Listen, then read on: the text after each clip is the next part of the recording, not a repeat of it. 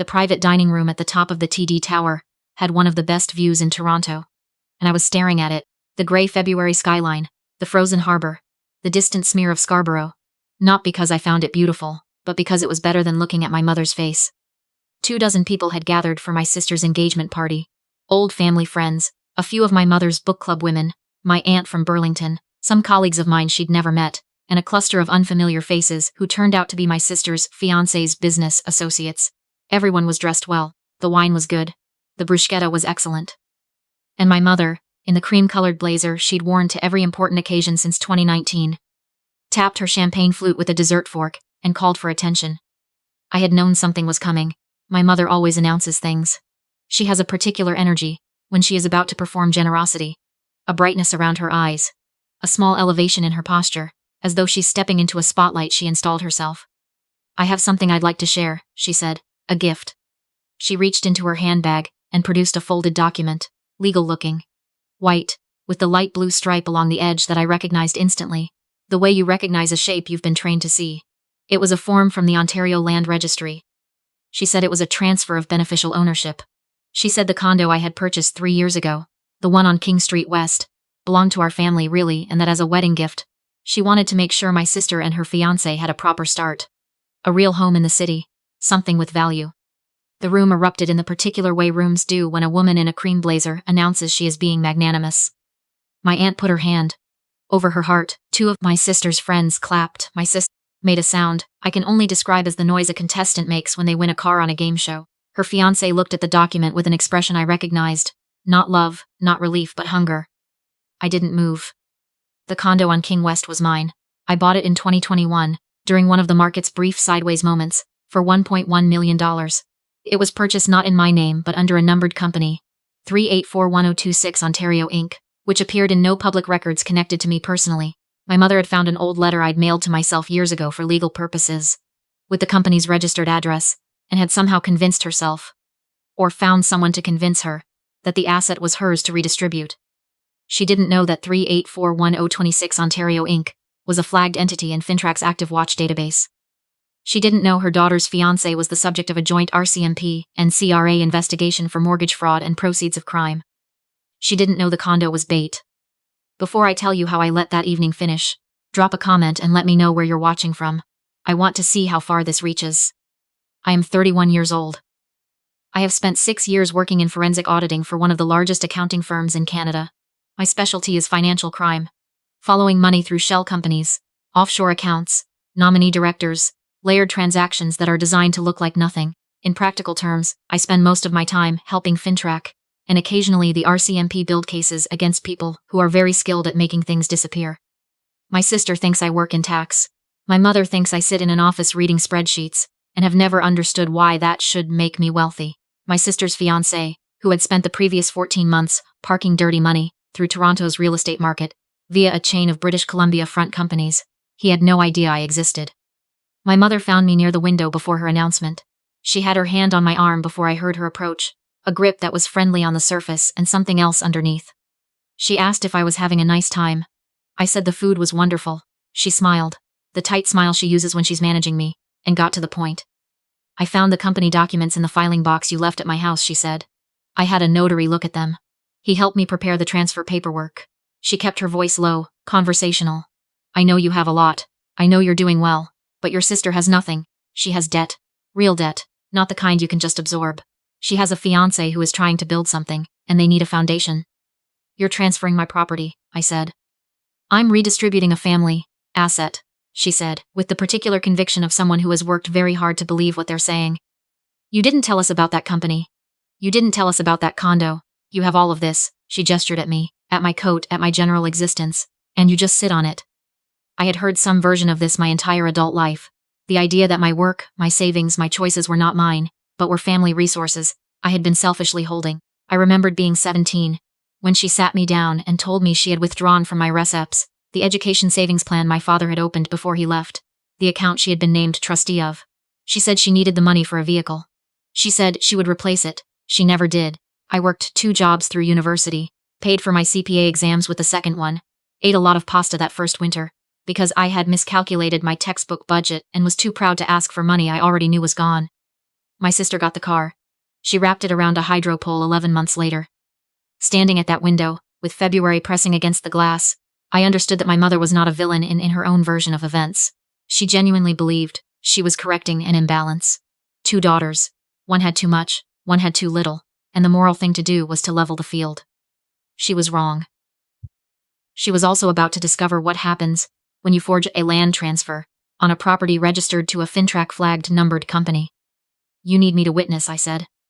Her shoulders dropped, she exhaled, the tightness softened. She thought she had won.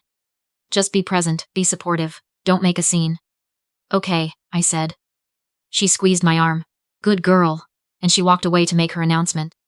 I stood at the window for 30 seconds after she left. I wasn't shaking. I've spent enough years watching people who believed they were invincible to have stopped being surprised when they aren't.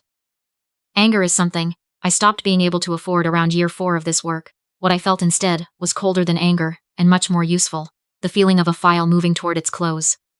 I opened my work phone and accessed the FINTRAC secure portal. The investigation file loaded immediately. My sister's fiancé, active, high priority. 3 numbered companies in BC. A pattern of artificially inflated purchase prices and rapid resales. Mortgage proceeds move through layers of nominee buyers. And 6 weeks ago, a financial intelligence report from one of his associated entities had flagged 3841026 Ontario Inc. as a suspected transfer target. He had found the bait. He hadn't known it was bait. Not until tonight. I put the phone away and walked to the head table. It was 2 a.m. He was already leaning over the transfer document when I arrived, pen in hand, shoulders tight in a way that had nothing to do with the cut of his jacket. There was a quality of electricity in his posture, a man who has been chasing something for a long time and has just seen it within arm's reach. He looked up when I approached, and I saw him reading my face the way smart, careful people do, looking for the tell, the tension, the seam in the performance. He didn't find one. 6 years of presenting findings to boardrooms will do that. I just wanted to say, I told him, warm enough for the nearby tables to hear, that I think this is a wonderful thing, that property has so much potential. You and my sister are going to love it. A beat. Then his shoulders dropped a fraction. Thank you. That means a lot. Sign it, I said gently, like I was encouraging someone to order dessert. Lock it in. You don't want ownership questions hanging over a property like that. He pressed pen to paper. I watched him sign his name. I watched him date it. I watched him cap the pen and set it down with the small satisfied motion of a man who believes he has just transferred a significant illicit asset into a clean, untraceable structure. I watched my mother, across the table, look at me with relief so complete it was almost tender. To the happy couple, she announced, raising her glass. To their beautiful new home. May it be the foundation of everything they're building. Actually, I said, and the word came out the way I use it in boardrooms, clear, level, carrying no emotion at all. Before we toast, I want to make sure we do this properly. I placed my work phone on the center of the table and pressed the speaker. Are you there? I said. The voice that came through was flat and professional. Then, the particular effect that develops in people who have spent years delivering very serious information to people who would rather not hear it. We're here. We have the notary record and visual confirmation of the signature. The pen rolled off the edge of the table. It hit the floor and nobody moved to pick it up. My sister's fiancé stood so fast his chair screamed against the hardwood. He looked at me, then at the phone, then at the door, then at nothing, the rapid triangulation of a man cataloging exits and finding all of them closed. What is that? My mother said. Her voice had gone very small. That is Sergeant Tran, RCMP Financial Crimes, I said. And what just happened is that my sister's fiancé accepted a transfer instrument from a numbered company that FINTRAC has flagged as a monitored entity in an active proceeds of crime investigation. I kept my voice exactly level. He didn't accept a condo. He accepted a case. I didn't know what that company was. I was told it was a clean asset. This is. You reference 3841026 Ontario Inc. in your own financial filings 14 times over the past year. I said, that's documented. He grabbed the document. He tore it once, then again, then into quarters, scattering the pieces across the white tablecloth. His face had moved through 3 different colors. It's gone, he said. Nothing was signed. You have nothing. I opened my bag and removed a slim black notebook with a ribbon marker. I set it on the table and opened it to the relevant page. The transfer was logged this morning in a notary register held by my firm, I said. The document you just shredded was a copy. His name was on the page, the date, the time, the property description. You didn't sign paper, you signed a record. 2 people entered from the side door. Plain clothes, but their identification was already in their hands. My sister's fiancé did not run. I think, by then, he understood the geometry of it, that the room had already closed around him long before tonight, that the edges of the trap had been set at a distance he couldn't see from where he was standing. You're being detained for questioning in relation to an ongoing investigation under the Proceeds of Crime and Money Laundering Act, the officer said. Quiet, procedural, as if this were simply the next step in a process that had been running for 14 months without him knowing. The room did what rooms do in these moments. People pulled back. Phones came out at the edges of my vision. My aunt from Burlington had both hands pressed over her mouth. The friends who had clapped earlier looked at their wine glasses, as though they had never seen a wine glass before. Nobody made any noise. My sister stood at the far end of the table, completely still, her engagement ring catching the pendant light above her. She was looking at her fiancé, not at me, and then slowly, she looked at me. I didn't look away. I also didn't explain.